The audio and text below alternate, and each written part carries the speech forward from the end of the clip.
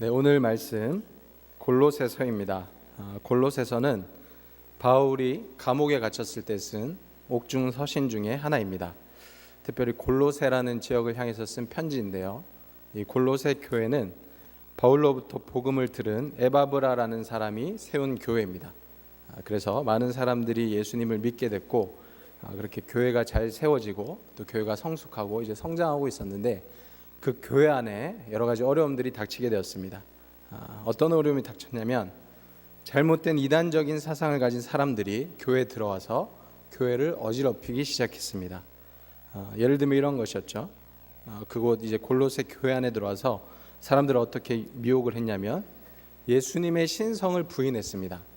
그러니까 예수님은 그냥 인간이고 예수님은 하나님이 아니다 라고 이제 이야기를 했고, 그래서 또 예수님께서 하셨던 구속사역, 우리 죄를 위해서 대신 십자가에 달려 돌아가신 그 구속사역도 부인을 했고요. 약간 신비주의적인 그런 이야기도 전했는데, 천사 숭배를 강조를 했습니다. 그래서 영적인 존재인 천사에 대해서 그들을 숭배하고 그들을 섬기는 그런 잘못된 사상들을 전했습니다. 그래서 이 이단들의 역사를 보면요, 사실은 교회가 시작할 때부터 항상 이 이단들은 있어 왔습니다. 그러니까 지금도 우리가 잘 아는 신천지나 하나님의 교회나 여러 가지 많은 이단들이 있지만, 사실 이 이단들이 지금 막 유난히 이렇게 많이 설치는 건 아니고요. 사실 옛날부터 교회가 처음 세워질 때부터 이 이단들은 항상 있어 왔고 항상 진리를 위협했습니다. 자, 그렇다면 우리는 이런 이단들에 대해서 어떻게 대처해야 될까? 이 이단들이 끊임없이 우리를 공격하고 교회를 무너뜨리려고 할 때 우리는 과연 어떻게 이것에 대해서 방어를 하고 어떻게 우리가 진리를 수호하는 방법이 맞을까? 이제 생각을 좀 해봐야겠죠. 이런 방법도 있을 겁니다. 이단에 대해서 이제 교육을 하는 거죠. 그래서 신천지 같은 경우는 이런 것들이 잘못됐고 교리적으로 이런 게 문제다. 또 이 이단은 이런 것들이 잘못됐다. 자, 그런 식으로 이단에 대해서 연구를 하고 그 이단에 대해서 교육시키는 방법이 있을 것입니다. 근데 그렇게 하기에는 좀 한계가 있습니다. 그죠? 왜냐하면 이 이단이 계속 모양만 조금씩 바뀌면서 계속 생기잖아요. 그죠? 옛날에 막 엄청나게 큰 이단들이 있었는데 이제 그 이단들이 사라지면은 또 신흥 이단들이 나타나고 또 이단들이 나타나고, 그러니까 계속 새롭게 생기기 때문에 사실 계속 그 이단들을 연구하고 잘못된 것들에 대해서 자꾸 이제 찾아보고, 물론 이제 그런 일을 하는 분들이 반드시 필요하겠죠. 근데 우리 모두가 거기에만 에너지를 쏟을 수는 없는 일인 거죠. 그리고 또 이런 방법도 있을 수 있을 것입니다. 교회마다 이단을 이제 색출을 하는 거예요. 그래서 이 자리에 앉아 있을지도 모르는 이단을 우리가 이렇게 막 발견을 하는 겁니다. 조사를 하고 다 이렇게 확인을 한 다음에 이단이다 싶으면 그 사람을 불러가지고 이야기를 해서 쫓아내고, 또 이렇게 하는 방법도 있겠죠. 근데 이것도 역시 한계가 있고 부작용이 있습니다. 그죠? 예전에 제가 있었던 교회에서 이제 그런 사건들이 좀 있었거든요. 그러니까 이단들이 그때도 이제 워낙 많았기 때문에 이단들이 이렇게 좀 색출하고 뭔가 아니다, 이 사람 좀 이상하다라는 사람이 있으면은 그 사람이 이제 이렇게 뒤를 밟고 그 사람이 이단인지 아닌지 확인하고, 그런 사람들을 이제 이야기해서 이제 권면하고 그다음에 쫓아내고 이런 일들을 했습니다. 그리고 또 어떤 일을 했냐면, 그 이단 세미나를 하는데 미리 광고를 하지 않았어요. 미리 광고를 하지 않고 이단 세미나를 갑자기 이제 그날 예배 때 이렇게 딱 했어요. 그러니까 갑자기 사람들이 이제 예배 드리러 왔는데, 예배 드리고 이단 세미나를 하니까 사람들이 이제 미리 이야기를 못 들었죠. 근데 이게 딱 앉아 있다가 갑자기 좀 길어져 가지고 사람들이 이제 화장실에 가고 싶은 거예요. 근데 화장실에 갈 수가 있을까요, 없을까요? 없는 거예요. 왜냐면 사람들이 괜히 일어나서 나가면은 이상한 사람 아니야? 약간 이렇게 되니까, 그때 막 이단 세미나 길어지고 이러니까 사람들이 자리에서 일어나지도 못하고, 약간 이제 이런 또 부작용도 있었습니다. 근데 더 안 좋은 건 뭐냐면, 이렇게 자꾸 누군가를 색출하고 조사를 하려고 하다 보니까 성도들끼리 서로 약간 이제 의심을 하는 거예요. 그러니까 조금이라도 이상하면은 저 사람 이단 아니야? 약간 이런 식으로. 그러니까 이것도 상당히 이제 큰 부작용도 있었고 안 좋은 점들이 많이 있었습니다. 그래서 이런 방법도 사실은 좋은 방법은 아닌 거죠. 그러니까 필요할 때도 있는데 항상 우리가 그 방법을 할 수는 없는 거죠. 자, 그래서 가장 좋은 방법은 뭐냐면, 우리가 진리를 제대로 알고 우리가 바로 서 있는 겁니다. 그러니까 우리가 진리를 알고 제대로 서 있으면 아무리 잘못된 가르침, 사람들이 미혹을 한다고 해도 우리가 넘어가지 않는 거죠. 그렇게 우리가 스스로 이렇게 뭔가 예방을 할 수 있는 그런 능력을 갖추는 것이 사실은 가장 중요하다라고 할 수가 있습니다. 그 위조 지폐를 구분하는 사람들이 있다고 합니다. 그래서 이 사람들이 이제 훈련을 하는데 어떤 훈련을 하느냐? 자, 위조 지폐를 잘 이렇게 분간하기 위해서 이 사람들은 뭐를 연구할까요? 위조 지폐를 연구할까요? 아니면 진짜 지폐를 연구할까요? 네, 진짜 지폐를 연구하는 거예요. 그래서 이 사람이 이제 계속 이제 진짜 돈을 보고 만지고 이제 느낌을 이렇게 아는 거예요. 그래서 계속 그러다 보면은 가짜가 딱 오면은 딱 안다는 거예요. 이거 좀 이상한데? 이거 좀 다른데? 그래서 이제 위조 지폐를 잘 알기 위해서는 이제 가짜는 워낙 많으니까 가짜를 뭐 하나하나 다 어떻게 연구를 하겠습니까? 진짜를 계속 들여다보고 계속 연구를 하고 만지고 이러면은 우리의 감각이 살아나서 위조 지폐를 구분할 수 있다는 거죠. 자, 우리 하나님의 말씀도 마찬가지고 이단에 대해서도 마찬가지입니다. 그러니까 우리가 진리 안에 굳게 서 있으면 뭐가 좀 이상하다? 그러면 바로 우리가 알 수가 있는 거예요. 저 사람 좀 이상한데? 말하는 게 이상하고 행동하는 게 이상한데? 저 사람 좀 잘못된 거 아니야? 이렇게 우리가 판단할 수 있는 능력이 생기는 것이죠. 그래서 사도 바울도 이런 골로새 교회 안에 이단적인 사상이 판을 치고 있을 때 어떤 이야기를 하느냐면 어떤 그런 가짜에 대해서 공격을 하기보다는 예수님이 어떤 분이신가, 우리가 믿고 따라가야 하는 예수님이 어떤 존재인가, 그러니까 이거에 대해서 더 밝히 명확하게 드러내고 있습니다. 그래서 우리가 읽지는 않았지만 골로새서 1장에 보시면 사도 바울이 처음에 앞부분에 골로새 교인들에게 인사를 한 다음에 예수님이 어떤 분이신지 예수님에 대한 이야기를 하고 있습니다. 그래서 1장 15절부터 보시면요, 예수님에 대해서 이렇게 이야기를 하고 있습니다. 바울이 그는 보이지 아니하는 하나님의 형상이시요 모든 피조물보다 먼저 나신 이시니 만물이 그에게서 창조되되 하늘과 땅에서 보이는 것들과 보이지 않는 것들과 혹은 왕권들이나 주권들이나 통치자들이나 권세들이나 만물이 다 그로 말미암고 그를 위하여 창조되었고. 아멘. 처음에 사도 바울이 이제 예수님에 대해서 뭐라고 이야기를 하냐면 예수님은 보이지 않는 하나님의 형상이다. 그러니까 그 말인즉슨 예수님이 바로 하나님이라는 거예요, 그죠? 우리 눈에 보이는 하나님으로 오신 분이라는 겁니다. 그리고 모든 피조물보다 먼저 계신 분이시고 만물을 창조하신 분이다. 모든 왕권들이나 주권들이나 통치자들이나 권세들이나 만물이 다 예수 그리스도를 말미암아 창조가 되었고 또 예수님을 위해서 창조되었다. 그러니까 이 부분은 무슨 이야기를 하느냐면 예수님이 곧 하나님이시고 또 그 예수님께서 만물의 창조자가 되시고 만물의 주권자가 되신다. 그러니까 예수님에 대해서 이렇게 딱 이야기를 하는 거예요. 예수님은 이런 분이다. 두 번째 1장 18절을 보시면요, 그는 몸인 교회의 머리시라. 그가 근본이시요 죽은 자들 가운데서 먼저 나신 이시니 이는 친히 만물의 으뜸이 되려 하심이요. 아멘. 그리고 예수님이 어떤 분이신가? 이분이 바로 교회의 머리시다. 그가 근본이시다.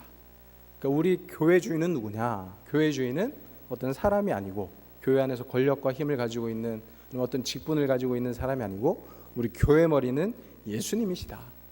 그래서 우리 교회는 예수님께서 말씀하신 대로 그 말씀을 따라서 나아가야 된다라고 이야기를 하고 있는 거죠. 세 번째로 20절에서 또 예수님에 대해서 이렇게 이야기를 하고 있습니다. 그의 십자가의 피로 화평을 이루사 만물 곧 땅에 있는 것들이나 하늘에 있는 것들이 그로 말미암아 자기와 화목하게 되기를 기뻐하심이라. 아멘.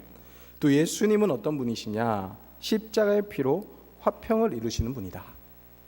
그래서 예수님을 통해서만 땅에 있는 것들이나 하늘에 있는 것들이 다 하나님과 화목하게 될 수 있다라고 이제 이야기를 하는 거죠. 자, 그러면 이 말에 대해서는 약간 전제되는 말이 필요합니다. 그게 뭐냐면 예수님을 통해서 화평하게 되면 그 전에는 화평이 없었을까요? 예수님의 십자가 사건이 있기 전에는 화평이 이루어지지 않을까요? 네, 이루어지지 않는 거예요. 인간의 죄 때문에. 그래서 우리가 창세기 앞쪽 내용을 보시면요, 아담과 하와가 선악과를 따먹습니다. 선악과를 따먹고 그때 엄청나게 비극적인 일이 발생을 하는데 그때 모든 관계들이 다 깨져요. 그 화평이 다 깨집니다. 일단 먼저는 인간과 하나님의 관계가 깨집니다. 그죠? 그래서 원래 하나님이 이렇게 딱 나타나시면은 인간들이 막 하나님을 기뻐하고 하나님과 대화하고 이래야 되는데 선악과를 따먹고 죄를 지으니까 어떻게 합니까? 하나님이 나타나시니까 숨어요. 벗은 게 부끄러워서 숨었습니다. 그러니까 관계가 깨진 거예요. 하나님과 인간들 간의 관계가 깨진 겁니다. 화평이 깨진 거예요. 두 번째로는 인간과 인간들 사이의 관계가 또 깨졌습니다. 자, 죄를 짓기 전에는 아담이 하와를 딱 보고 내 뼈 중에 뼈요 살 중에 살이다 이렇게 막 사랑 고백을 하면서 이렇게 막 아끼고 자기 몸처럼 이렇게 했습니다. 근데 죄를 짓고 딱 나니까 어떻게 합니까? 책임을 전가하는 거예요. 그죠? 하나님이 야, 너 벗었음을 네가 어떻게 알았느냐? 내가 먹지 말라고 했던 그 열매를 네가 먹었느냐? 라고 이야기를 하니까 아담이 바로 하나님께서 나한테 주셔가지고 나와 함께 하신 저 여자가 나한테 줘서 내가 먹었다. 그죠? 내 뼈 중에 뼈, 살 중에 살은 어디 가고? 이제는 저 여자가, 그것도 하나님이 주신 저 여자. 자기 책임을 전가하고 사람 간의 갈등과 다툼이 생기게 되는 거죠. 그러니까 인간과 인간 간의 관계도 깨지게 됩니다. 다툼이 생기고 분쟁이 생기게 되는 거죠. 그 다음에 또 이 만물 간의 관계도 깨지게 됩니다. 하나님과 만물 간의 관계도 깨지게 되는데 이 인간의 죄 때문에 땅이 저주를 받습니다. 그래가지고 땅이 엉겅퀴를 내고 그 다음에 가시를 내고 그래가지고 사람들을 힘들게 하고 또 하나님과의 관계도 이렇게 깨지게 되는 그런 장면들을 볼 수가 있거든요. 그러니까 인간의 죄 때문에 이런 관계들이 모조리 다 깨졌어요. 하나님과 인간 간의 관계, 인간과 인간 사이의 관계, 자연과의 관계, 그러니까 이 모든 것들이 다 파괴되어 가지고 우리가 살고 있는 이런 세상이 된 거예요. 서로 사랑하고 아껴주고 그다음에 서로를 섬겨줘야 되는데 그러지 않고 서로 싸우고 다투고 분쟁하고 질투하고, 그러니까 화평이 없는 그런 세상 속에서 우리가 살고 있는 겁니다. 근데 이 모든 것들을 해결할 수 있는 방법이 있다라는 거예요. 우리 인간의 힘으로는 될 수가 없습니다. 우리 인간의 힘으로는 서로 다시 이제 화평을 회복하고 서로의 관계를 회복하기 이게 너무 어려운 거예요. 근데 예수님을 통해서, 예수님의 십자가 사건을 통해서 우리의 죄가 용서를 받게 되고 우리가 죄에서 구원을 받게 되면 이 모든 관계들이 회복이 된다는 것이죠. 그래서 방금 읽었던 말씀처럼 십자가의 피로 화평을 이루사 만물, 곧 땅에 있는 것들이나 하늘에 있는 것들이 그로 말미암아, 예수님으로 말미암아 자기와 화목하게 되기를 기뻐하심이라.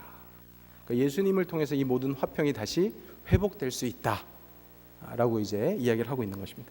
자, 요 세 가지를 정리하면요, 그러니까 이런 이야기입니다. 사도 바울이 골로새에 있는 교인들에게 예수님에 대해서 설명을 해주면서, 자, 예수님은 어떤 분인 줄 아느냐? 예수님은 바로 하나님이시고 만물의 창조자시고 이 세상을 다스리시는 주권자시다. 그리고 우리 교회의 머리가 되시고 우리 교회 주인이 되시며 모든 것을 화평하게 하시는 분이다. 우리의 모든 이 깨어진 관계들을 다시금 회복시킬 수 있는 유일한 분이 바로 예수님이시다. 예수님 외에는 이런 존재가 없다, 우리한테는. 그러니까 우리가 예수님을 믿고 따라가야지 자꾸 세상의 헛된 철학이나 사람들이 가지고 오는 또 속임수나 아니 막 새로운 막 신기한 것들, 이런 것들 너희가 따라가지 말고 원래 너희가 들었던 복음 안에 머물러라. 내가 너에게 전파한 그 복음, 예수님에 대한 그 사랑, 그 안에 기본과 본질을 잘 지키면서 너희들은 신앙생활을 해야 된다. 그러니까 사도 바울이 이렇게 이야기를 하는 거죠. 자, 우리가 신앙생활 할 때도 사실 이 부분이 제일 중요합니다. 뭐냐면 기본이 제일 중요해요. 기본과 본질을 지키는 것이 제일 중요합니다. 자, 요즘에 교회가 사람들로부터 많은 비판을 당하고 또 외면을 받고 있습니다. 그리고 이단들이 상당히 많이 공격을 하고 이런 이단의 공격에 힘없이 무너지는 교회들도 많이 있습니다. 그 이유가 뭘까요? 왜 교회들이 이런 공격에 꼼짝도 하지 못하고 속수무책으로 당하게 될까요? 왜 사람들은 그렇게 외면하고 그다음에 비판하고 그렇게 할까요? 교회가 화려하지 않아서 그럴까요? 그렇지 않습니다. 그죠? 교회가 기본적인 본질을 잃어버렸기 때문입니다. 우리의 기초가 튼튼하지 않으니까 여러 가지 밖으로부터 그런 비바람이 막 불고 환난과 핍박이 오니까 거기에 쓰러지고 넘어지는 것이죠. 자, 우리 2002년도에 한일 월드컵이 있었습니다. 다들 이제 기억하실 텐데 그때 우리의 감독이 있었습니다. 이 외국에서 데려온 감독이 있었는데 누구죠? 히딩크죠. 네, 거스 히딩크입니다. 근데 그 히딩크를 데려올 때 우리 한국에서는 어떤 진단을 내렸냐면, 우리가 사실 우리나라 이 축구 선수들은 체력도 괜찮고 정신력도 괜찮다. 근데 우리가 기술이 부족하다. 그래서 우리가 외국에 있는 이 좋은 기술들, 선진 기술들을 좀 가져와 가지고 접목을 잘하면 우리나라 축구가 강해질 거다.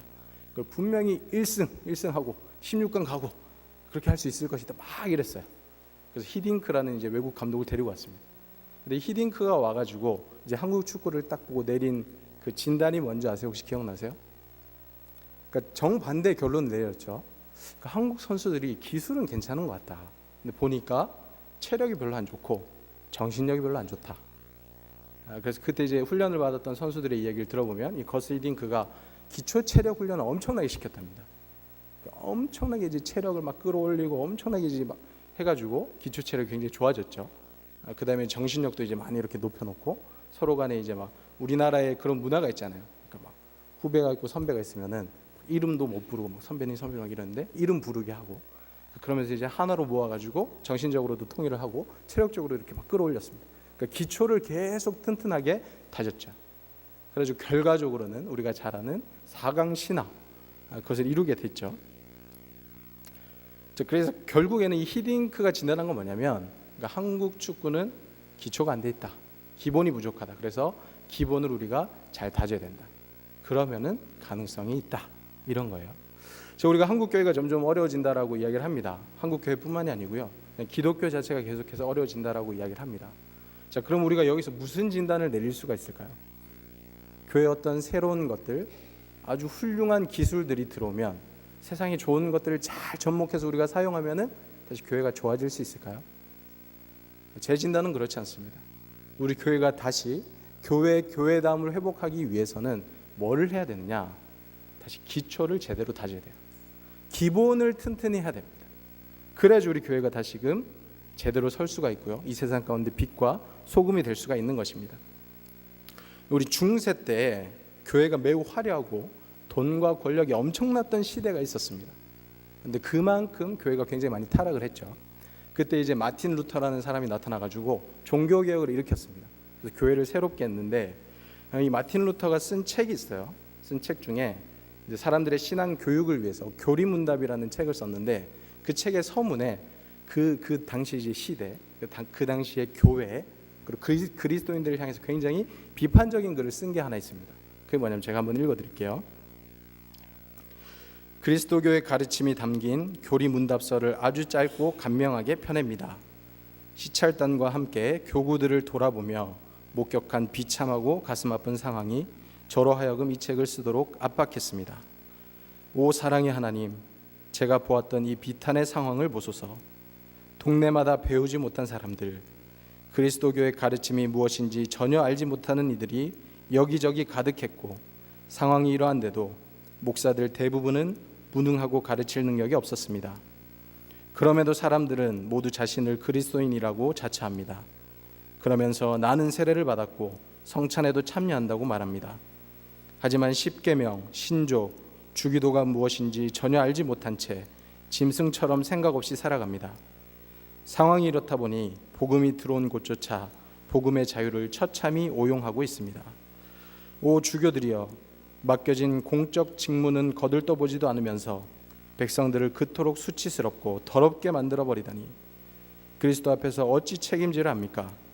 이 죄에 대한 심판을 피하지 못할지어다. 당신들은 손수 고안한 교회법을 들이밀며 성만찬 때 떡만 주도록 명령했지만 정작 중요한 십계명, 신조, 주기도 그리고 하나님의 말씀이 무엇인지에 대해서는 단 한 번도 묻지 않았습니다. 이런 행태를 일일이 열거하자니 목만 아픕니다. 사랑하는 군주와 동료, 목사와 설교자들이여, 하나님의 뜻을 구하며 간절히 기도합니다. 당신들에게 맡겨진 공적 직무를 가슴 깊이 새기십시오. 당신들에게 맡겨진 백성을 불쌍히 여기고 이 교리문답을 사람들과 함께 나누기 바랍니다. 특히 젊은이들이 이것을 익힐 수 있도록 도와주기 바랍니다. 이렇게 루터가 자신의 책 서문에서 이야기를 합니다. 간단하게 이야기하면 그런 거죠. 교회가 있고 교회를 다니는 그리스도인들이 있는데 하나님의 말씀에 대해서 전혀 알지 못한다. 기본이 전혀 갖춰져 있지 않고 교회는 화려하고 사람들은 많이 모여 있지만 그들이 어떻게 살아가야 하는지, 하나님이 나에게 원하시는 것이 무엇인지 전혀 알지 못한 채 짐승처럼 살아가고 있다라고 이야기를 하고 있는 것입니다. 이렇게 되면 교회는 반드시 무너집니다. 이단들의 공격에 대해서 대비할 수가 없어요. 그런 공격을 절대로 이겨낼 수가 없습니다. 교회가 쓰러지게 되는 것이죠. 신천지라는 이단이 있는데요. 그들의 전략 중 하나가 산옮기기라는 전략이 있습니다. 그게 뭐냐면 어떤 교회에 이제 신천지 성도 하나가 전도가 돼서 가는 거예요. 전도가 돼서 이렇게 갑니다. 그럼 이제 막 새 가족이 왔다고 막 좋아하죠, 교회에서. 새 가족이 왔다고 좋아 막 이렇게 합니다. 그러다가 이 사람이 조금씩 이제 교회 생활에 적응하면서 전도를 해와요. 이 신천지 교인이 누구를 전도할까요? 신천지 사람들을 전도해 오는 거예요. 근데 전도를 굉장히 잘하는 거예요. 1명, 2명, 3명 전도 왕이 되고.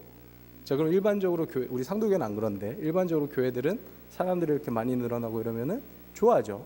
그러니까 분별력 없이 그냥 막 받아들이는 거예요. 그러니까 어느 순간 신천지 사람들이 기존에 있던 교인들보다 더 많아지는 거예요. 근데 사람들이 이제 부흥이 됐다고 좋아하겠죠.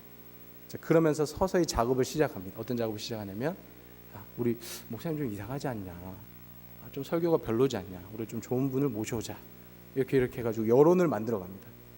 사람들이 이제 동의를 해서 목회자를 몰아내고 다른 목회자를 데리고 와요. 누굴까요? 다들 잘 아시네요. 신천지 목사님을 데리고 오는 거예요. 자, 그러면은 정말로 어려움 없이, 그죠? 그 안에 있던 교인들이 전부 다 신천지화 되는 거예요. 자, 그렇게 이 신천지 사람들이 이제 기존에 있던 교회를 차지하는 것을 산 옮기기라고 이야기를 하고 있습니다. 우리 기독교가 본질을 잊고 욕심에 빠져서 더 빨리 성장하고 더 크게 성장해야 된다, 우리 교회가 더 커졌으면 좋겠다, 그런 욕망에 빠져 있을 때 이 욕망을 이용해서 이단들은 교회를 무너뜨리고 있는 거예요. 그래서 우리는 오늘 본문의 말씀과 같이 땅의 것을 버려야 됩니다. 그리고 위의 것을 찾아야 합니다. 자, 땅의 것은 어떤 것이냐? 3장 5절의 말씀, 오늘 본문 3장 5절의 말씀 다시 한번 보도록 하겠습니다. 우리 함께 읽겠습니다. 시작. 그러므로 땅에 있는 지체를 죽이라. 곧 음란과 부정과 사욕과 악한 정욕과 탐심이니 탐심은 우상 숭배니라. 아멘. 끊임없이 우리를 유혹하고 우리를 공격하는 땅에 있는 지체가 있어요. 그게 뭐냐면 음란과 부정과 사욕과 악한 정욕과 탐심. 우리 안에 있는 욕심, 우리 안에 잘못된 생각들, 잘못된 정욕들, 부정한 것들, 우리 이런 것들을 반드시 죽여야 됩니다. 그래야지 하늘의 뜻이 보이는 거예요. 하나님의 뜻이 어디 있는지 보이는 거예요. 우리의 욕심을 내려놓고 하나님의 말씀을 가까이 할 때, 우리가 하나님께 기도할 때, 하나님의 음성을 구할 때 하나님께서 우리에게 하나님의 뜻을 알려주시는 거예요.